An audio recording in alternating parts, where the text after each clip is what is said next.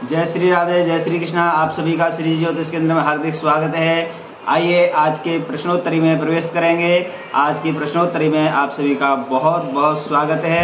चलिए आज के प्रश्नोत्तरी पर दृष्टि डाल लेते हैं। आज के प्रश्न कितने सुंदर हैं, जो कि आज के प्रश्न भी सार्वजनिक तौर से बहुत ही सुंदर प्रश्न हैं। तो आज के प्रश्नों पर दृष्टि डालते हैं। आज के प्रश्न कौन से हैं? पहला प्रश्न है कि जो कि 27 जुलाई को सोमवती अमावस्या पड़ रही है और सोमवती अमावस्या का सनातन धर्म में बहुत ही विशेष महत्व होता है। तो इस सोमवती अमावस्या में पितरों को स्नान कराना और पितरों को गंगा स्नान आदि से निवृत्त करके उनको स्थान देना, ये भी बहुत महत्वपूर्ण होता है। तो इस विषय में जो प्रश्न रहा है कि हम अपने पितरों को स्नान कराएं और गंगा स्नान करके अपने पितरों को स्थान देना चाहें तो क्या दे सकते हैं या नहीं दे सकते हैं? पितरों को स्थान देने के लिए क्या शुभ रहेगा या अशुभ रहेगा? क्योंकि प्रश्नकर्ता का यह प्रश्न है कि पितरों को स्थान देने के लिए इसलिए पूछ रहे हैं कि देवशयन हो जाएंगे 27 जुलाई से पहले।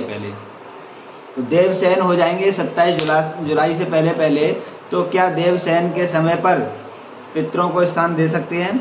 और देवशयन हो रहे हैं 29 जून को जब देवशयन हो जाएंगे तो 27 जुलाई को गंगा आदि से स्नान करके पितरों को स्थान दे सकते हैं, पितरों की प्रतिष्ठा करा सकते हैं या नहीं करा सकते, ये प्रश्न है। तो चलिए आपको बताएं। दूसरा प्रश्न ये है कि महामृत्युंजय का अर्थ क्या है? महामृत्युंजय का जो अर्थ क्या है, उससे क्या महत्व होता है, क्या लाभ मिलता है?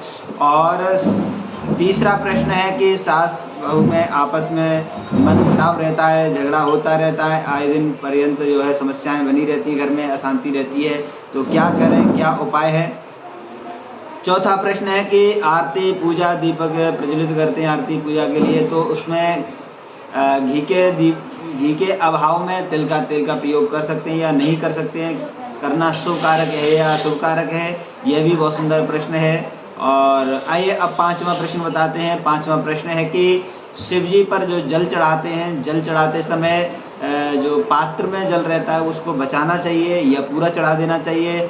या फिर इसमें ये भी है कि जो जल चढ़ा हुआ है उस जल को लेके आना चाहिए या नहीं लेके आना चाहिए?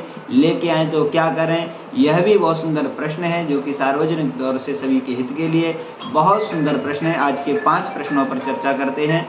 तो चलिए आज के 5 प्रश्न के उत्तर क्या हैं वो भी समझ लेते हैं।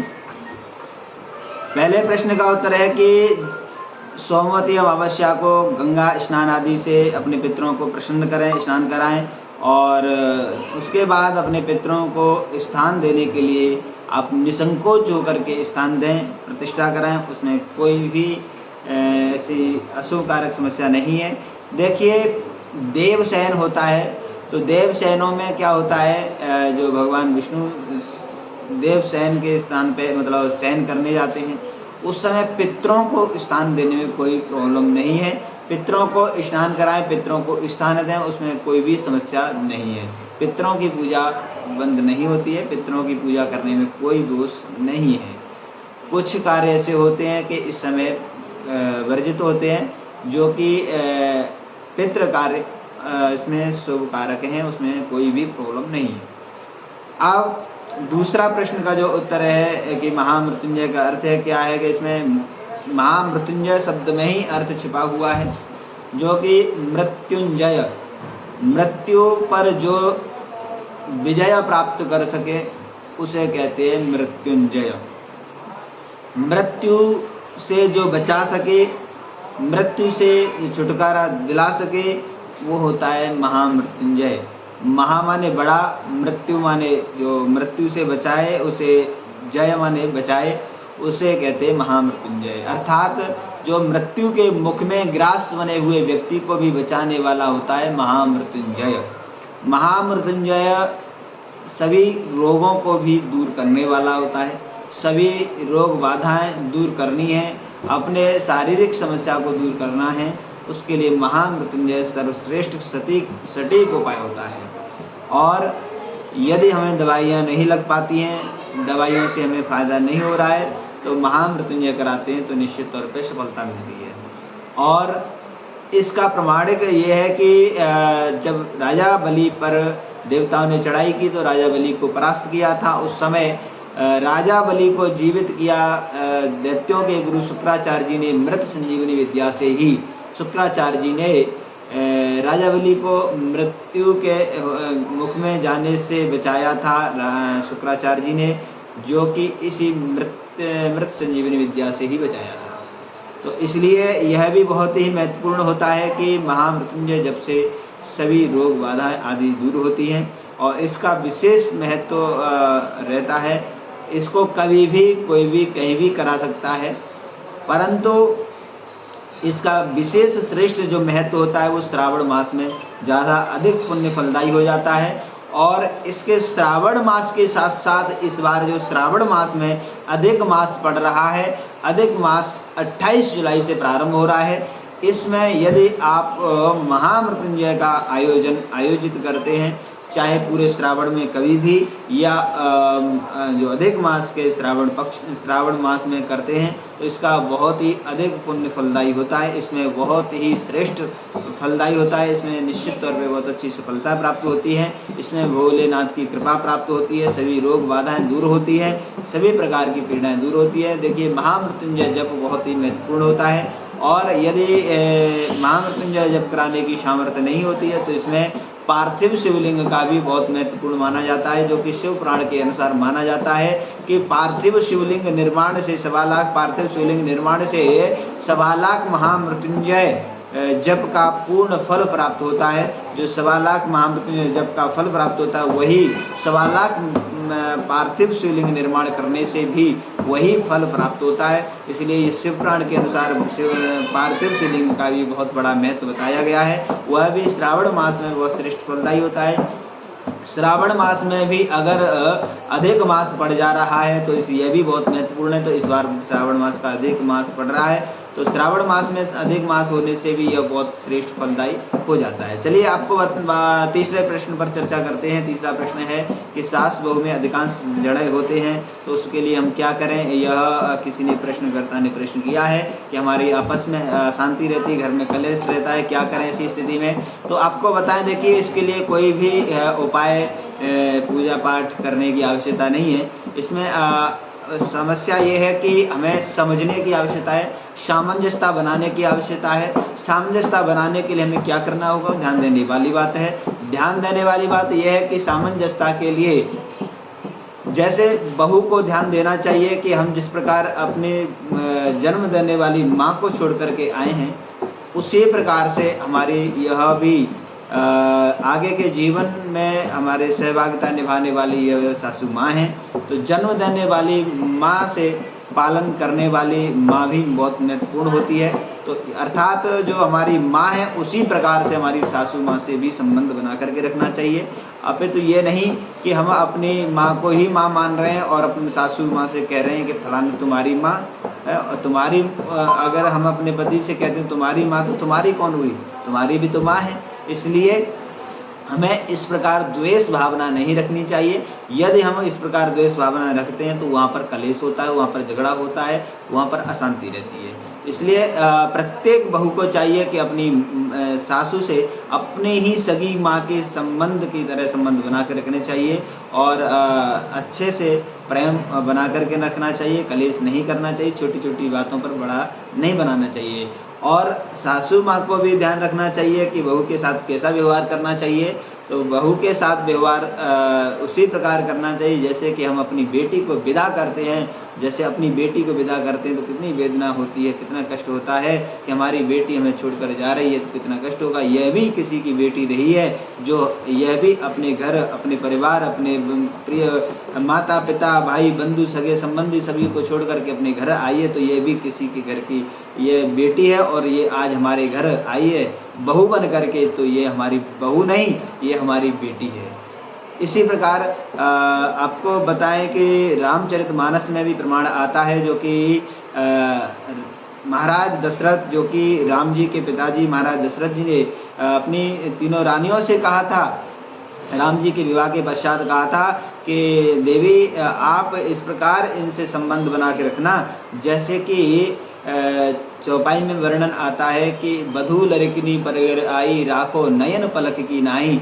जिस प्रकार अपनी अपने नेत्रों की रक्षा पलक करते हैं, नेत्रों की रक्षा पलक करते हैं। जैसे कि अपने नेत्रों के सामने कोई तिनका आता है तो पलक अपने आप झपक जाते हैं, उसी प्रकार से हमें अपनी बहू की रक्षा सुरक्षा देख रेख करनी चाहिए, लालन पालन करना चाहिए। जिस प्रकार नेत्र की रक्षा पलक करते हैं उसी प्रकार बहू की रक्षा करने का दायित्व सासू और ससुर का और पति का होता है। इस प्रकार हमें भी अपनी बहू के साथ में ऐसा संबंध बना के रखना चाहिए जैसे अपनी बेटी के साथ में हमारा संबंध था। जैसे हम अपनी बेटी से व्यवहार करते, जैसे बेटी से प्रेम करते, वैसे ही अपनी बहू से भी संबंध बना के रखना चाहिए, बहू से भी प्रेम करना चाहिए, तो उस घर में कलेश नहीं होगा। यह अगर आप नियम अपना लेते हैं, ऐसी सामंजस्यता बना लेते हैं, तो उस घर में कभी भी कलेश नहीं हो सकता, कभी भी लड़ाई झगड़ा नहीं हो सकता है, कभी भी अशांति नहीं हो सकती है। और जिस घर में अशांति होती है, जिस घर में कलेश होता है, जिस घर में अशांति का माहौल रहता है, उस घर में कभी भी लक्ष्मी का वास नहीं हो सकता, उस घर में कभी भी परमात्मा की कृपा प्राप्त नहीं हो सकती है। क्योंकि यह भी रामचरितमानस में वर्णन किया हुआ है कि जहाँ सुमति तहाँ संपत्ति नाना, जहाँ कुमति तहाँ विपत्ति निधाना। जहाँ सुमति होती है, जहाँ प्रेम होता है, जहाँ पर मन प्रेम रहता है, जहाँ पर अच्छे सद्भावनाएं रहती हैं, जिस घर में कलेश नहीं होता, जिस घर में अशांति नहीं होती, उस घर में परमात्मा की कृपा होती है, उस घर में लक्ष्मी का वास होता है, उस घर में हमेशा के लिए भगवत कृपा प्राप्त रहती है। और जिस घर में अशांति होती है, जिस घर में लड़ाई झगड़े कलेश होते रहते हैं, आए दिन कलेश होता रहता है, छोटी छोटी बातों पर कलेश होता रहता है, उस घर में कभी भी लक्ष्मी वास नहीं कर सकती, उस घर में कभी भी भगवत कृपा प्राप्त नहीं हो सकती, उस घर में कभी भी ठाकुर जी की कृपा नहीं मिल सकती। चाहे कितने भी आप घंटियाँ हिला लेना, चाहे पूजा पाठ कर लेना, कितनी भी माला जप लेना, चाहे कितनी भी जीवन पर्यंत भक्ति कर लेना, लेकिन भगवत कृपा प्राप्त नहीं हो सकती। कब मिलेगी? जब हम अपने घर में प्रेम संबंध बनाकर रखेंगे, अपने घर में सभी से अच्छा संबंध बना करके रखेंगे, कलेश नहीं करेंगे, लड़ाई झगड़ा नहीं करेंगे, तो उस घर में हमेशा भगवत कृपा रहती है। इसलिए विशेष ध्यान देने वाली बात है। बहुत सुंदर प्रश्न किया हुआ था, बहुत बहुत धन्यवाद। देखिए अब चौथा प्रश्न है कि आरती पूजा दीपक आदि के लिए तिल का प्रयोग कर सकते हैं या नहीं कर सकते, यह भी बहुत सुंदर प्रश्न है। तो चलिए आपको बताएं। देखिए घी में आजकल कोई भी शुद्ध घी प्राप्त नहीं हो पा रहा है। ये तो ग्रामीण क्षेत्र में ही प्राप्त हो जाए तो बहुत अच्छी बात है, मिल जाता है, परंतु शहरों में असंभव हो जाता है। इसके लिए देखिए तिल का तेल विशेष महत्वपूर्ण हो जाता है, क्योंकि तिल का प्रयोग पूजा पाठ यज्ञ अनुष्ठान में सब में प्रयोग किया जाता है। यज्ञ में भी बिना तिल के यज्ञ नहीं होता है। इसी प्रकार से तो जब तिल का प्रयोग हो सकता है तो तिल का क्यों नहीं प्रयोग हो सकता है। इसलिए तिल का प्रयोग करने में कोई भी बुराई नहीं है, कोई भी गलत नहीं है। तिल का तेल प्रयोग कर सकते हैं दीपक में, पूजा में, जप में, अखंड दीपक आदि में, किसी भी कार्य में आप तिल का प्रयोग कर सकते हैं, कोई भी गलत नहीं है। और इसका प्रयोग दक्षिण भारत के अधिकांश आप बड़े से बड़े मंदिरों में देखेंगे तो तिल का तेल ही प्रयोग होता है, उसमें घी का प्रयोग नहीं करते हैं। तिल का प्रयोग भी बहुत महत्वपूर्ण होता है। बहुत अच्छा प्रश्न किया, बहुत बहुत धन्यवाद। चलिए अब पांचवा प्रश्न है, वो भी बहुत सुंदर प्रश्न है। चलिए चर्चा करते हैं पांचवें प्रश्न पर।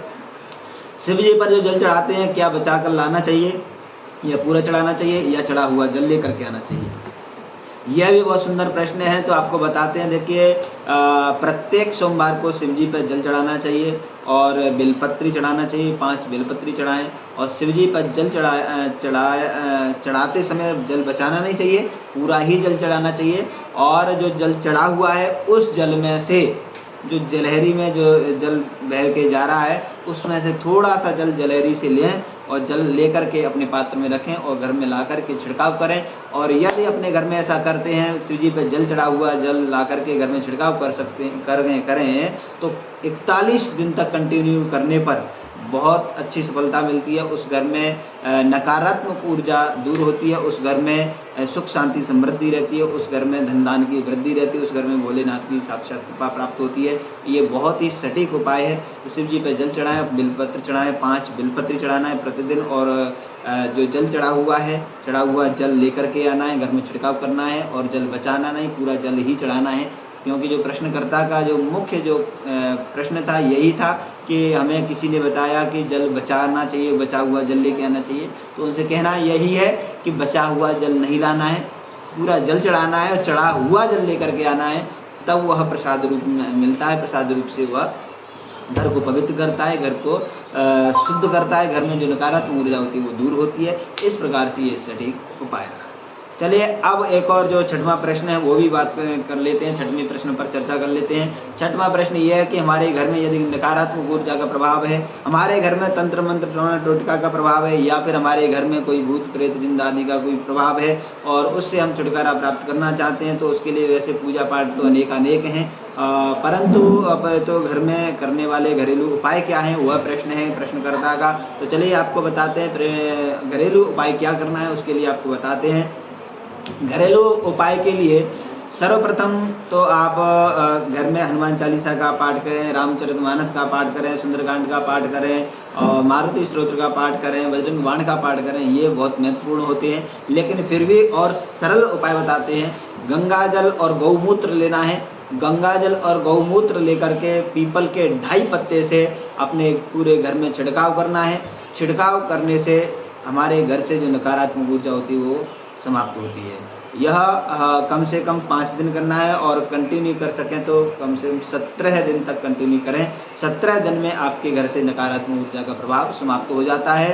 इस तरह आप नियम से विधिवत करें, और जो भी घर में जिस प्रकार छिड़काव करते हैं तो लेटरिन बाथरूम छोड़ करके पूरे घर में छिड़काव करना है, ऊपर से नीचे तक, अंदर से बाहर की तरफ, मेन मुख्य दरवाजे पर आप समाप्त कर देना है। इस प्रकार कंटिन्यू। पीपल के पत्ते प्रतिदिन ताजे होना चाहिए। गंगा जल गौमूत्र रखा हुआ चल जाएगा, लेकिन पीपल के ताजे पत्ते होना चाहिए, 2.5 पत्ता ही होना चाहिए, और उससे छिड़काव करना चाहिए। ऐसा करने से नकारात्मक ऊर्जा प्रभाव, जो भी तंत्र मंत्र टोटका कुछ भी हो, सब समाप्त हो जाता है। उसका प्रभाव बहुत ही सकारात्मक रूप से प्राप्त होता है। इस प्रकार ये रहा बहुत ही सुंदर, ये आपको प्रश्नों के उत्तर आपको प्रस्तुत किए हैं।